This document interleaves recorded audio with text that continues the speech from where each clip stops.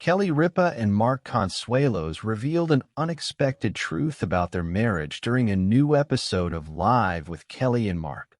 The couple found themselves sharing relationship details as they discussed a historic blizzard that blanketed the New York City metropolitan area in over a foot or more of snow. Live went on as scheduled, without a studio audience, and just essential production crew in the studio as started as another routine morning in late January. The kind of morning the city seems to hold its breath for. The air sharp enough to make the cheeks sting, the sky an immaculate wash of pewter, and the sidewalks promising a treacherous glide. The producers had tracked the forecast for days, and when the flakes finally began to come down, they did so with a hush that makes strangers glance at one another as if sharing a secret. On set, there was an odd, electric quiet. The studio lights hummed. Makeup chairs sat like small, silent thrones, and cables snaked across the floor like pale ropes. The audience risers were empty. The show would go on without them, because the choice had been made to keep everyone safe. Only essential crew remained, wrapped up. The mood was serious but not somber. There was a shared sense that they were part of something slightly extraordinary. Kelly Ripa adjusted the earpiece and laughed at a handwritten note in her queue, a tiny private attempt at levity in a room that felt fragile. Across from her, Mark Consuelos rubbed his palms together as if he could will warmth into them. Their banter was practiced, the patter perfected over years on and off air, but today it came layered with unexpected honesty. Maybe it was the absence of the audience, or the way the vast empty seats made every small sound register. Perhaps it was simply that snow has a way of making plain things feel urgent. When the Live with Kelly and Mark began, they told stories about the city, about neighborhoods under a new coat of snow, how subway entrances disappeared under drifting forms, how people found themselves unexpectedly invited into the slow kindness of neighbors shoveling paths. They read messages from viewers watching at home, stranded and cozy, grateful for the company.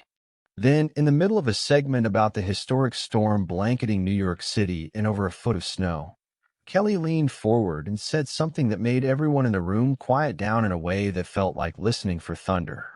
"You know," she said, the sentence hanging like snowflake, "sometimes storms make you see things clearer." Mark's smile softened. He reached for the mug beside him and then set it down again. The essential crew became more than technicians. For a few intense minutes, they were witnesses. "We've been married for a long time," Mark said, the words plain, almost conversational. But they landed with the weight of certainty. The moment felt crystallized, like a photograph being taken in real time. Kelly nodded. "Longer than we sometimes remember," she added, and the joke braided into something honest. She spoke about the small, accumulative truths of partnership, the thrifty rituals, the bedtime negotiations over blankets and thermostats, the tiny apologies that compost into a life. It was the sort of conversation couples have in the quiet heart of a house, not usually said into microphones with millions of ears beyond the studio walls. They laughed about ridiculous firsts, the first apartment that smelled of paint and ambition, the first cat that had been their collective mistake. But laughter was interrupted by a memory Mark shared, a fragment of a night years earlier when he had come home late, not from work but from rehearsal, and Kelly had been waiting in the doorway with a look that made him feel both seen and small. "It was the day I realized I had to be better," he said. "Not perfect, nobody is, but better." I walked in, and she had the lamps turned down like a confession scene. She said, "You're here. You made it. But are you really here?" Kelly's eyes were bright. "I didn't mean to be cruel," she said. "I meant to be honest." She described the ache of feeling unseen, the way it can calcify into resentment if left unspoken. She spoke about the little truths people tuck away because they're afraid of rocking a boat that mostly works.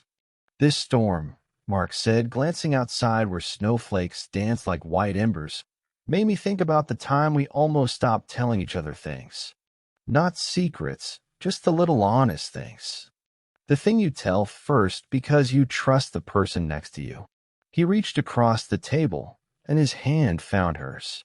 It was a gesture they had made 1,000 times, and yet in the light, with the city hush pressing in, it registered as a deliberate and life-affirming choice.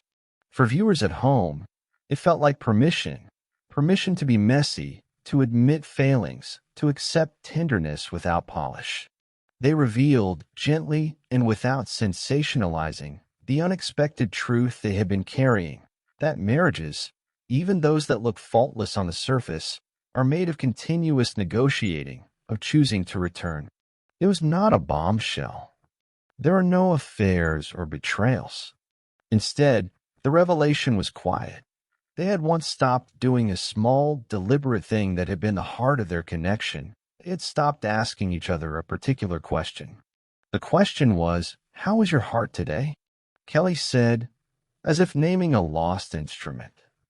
It was the terribly simple question that had been buried under obligations and deadlines.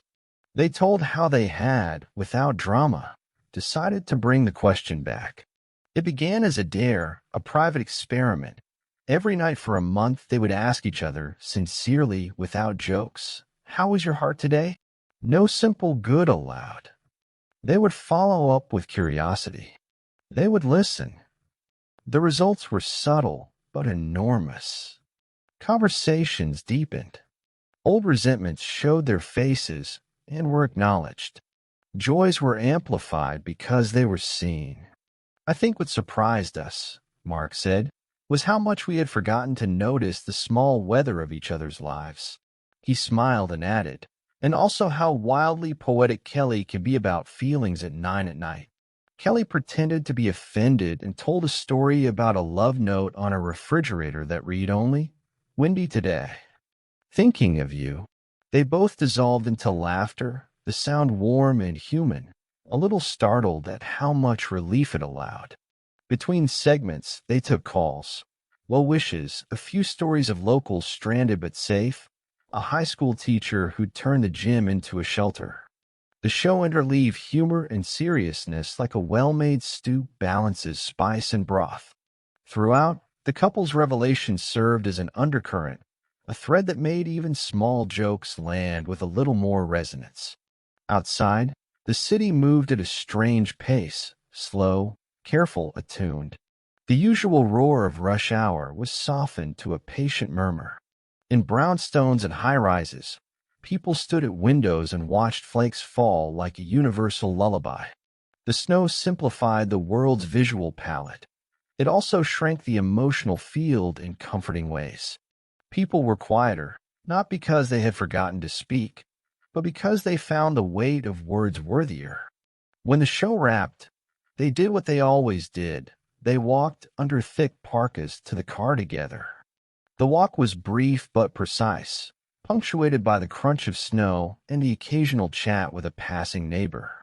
They moved as if the whole city belonged to them and everyone else at once, a shared belonging that had swelled during the storm.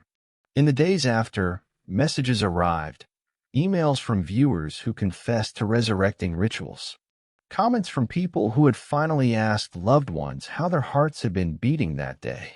Some wrote that the question had been nothing monumental, a small kindness, a half hour of tea, a joke told at the right time. Others wrote that the ritual had cracked open a long-closed room, revealing things that needed attention. A few wrote that the question had saved them from drifting further apart. Kelly and Mark read a selection of these letters on air, not as proof of a miracle, but as testimony to the power of attention. They emphasized something crucial. Rituals are not magic.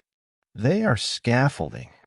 They do not erase the hard parts of life, but they create a frame in which people are more likely to notice when someone is in trouble or when someone is quietly thriving.